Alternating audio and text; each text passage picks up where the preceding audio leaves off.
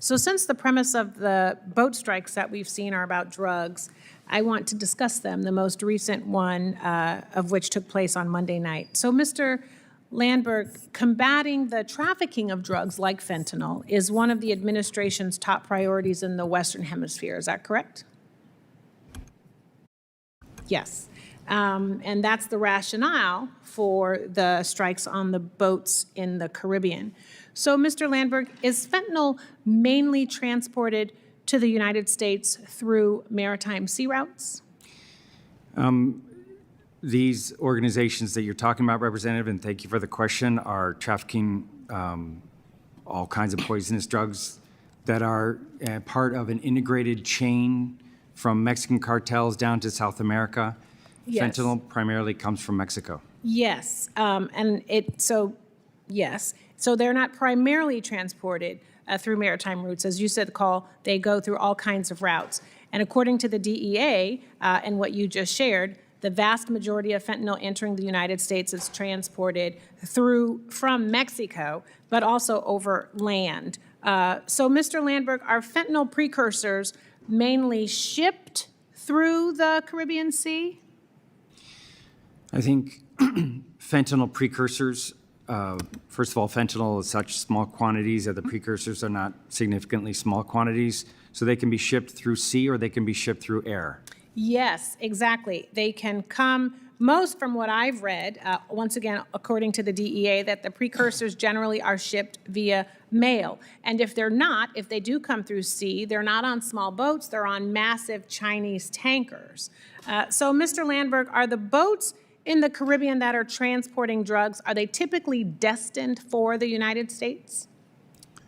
So I think, first of all, I do want to clarify that the boats that are coming from the Caribbean are delivering drugs that are killing Americans, all of them, right? I mean, over 20,000 Americans died last year from cocaine overdose. And the drugs that are coming through the Caribbean, a lot of the cocaine that goes through the Caribbean goes through Dominican Republic or Dominican Republic waters, and there is quite a bit of that goes up north to the United States or through Puerto Rico. It also goes to European markets. I'm going to reclaim my time because I don't have that much of it. But the answer is, in fact, no. Most of those drugs that are being transported are not going to the United States. They're destined to Europe because we're getting our drugs from China and from Mexico.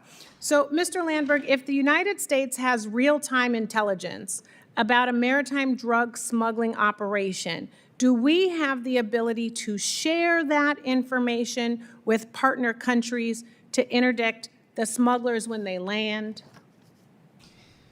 We coordinate with all the countries in the region, with European partners that have territories in the Caribbean. There is significant information and intelligence sharing among all those countries. We have a number of entities that we've developed in Central America in particular where we coordinate.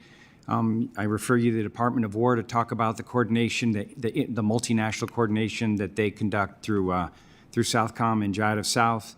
So I think there is a lot of information sharing among all these countries. I would agree with you. I also agree that the answer is yes. And the reason why I asked that question is because, especially based on the work that you do, and I think you would also argue that you've been successful, that you're in a productive department, that it makes more sense, instead of blowing up a boat, to try to do exactly what you said you want to do more of. You said you want to see more of arrests and prosecutions.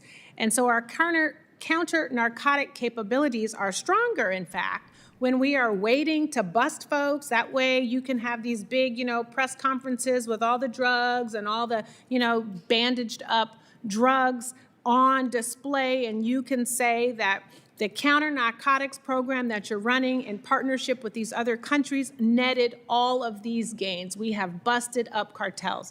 That's what people want to see, not necessarily boats, being shot up in the air without real evidence to back up what's happening. And I believe that the administration is implying that these strikes are justified because traffickers are breaking the law and indirectly killing people. But the irony is that through these strikes, the administration is breaking the law and killing people. And I just want to close, Mr. Chair, by saying I'm from California.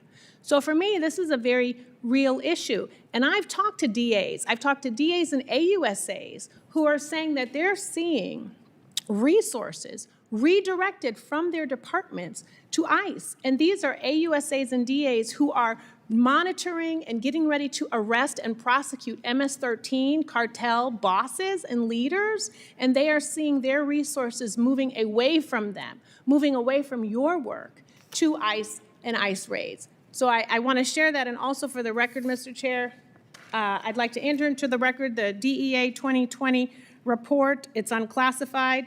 Fentanyl flow into the United States. I ask unanimous consent. Without objection. And second, I would like to enter into the record, asking unanimous consent, the Council on Foreign Relations dated 2025. How does fentanyl reach the United States? The emphasis is on fentanyl deaths declined under Biden.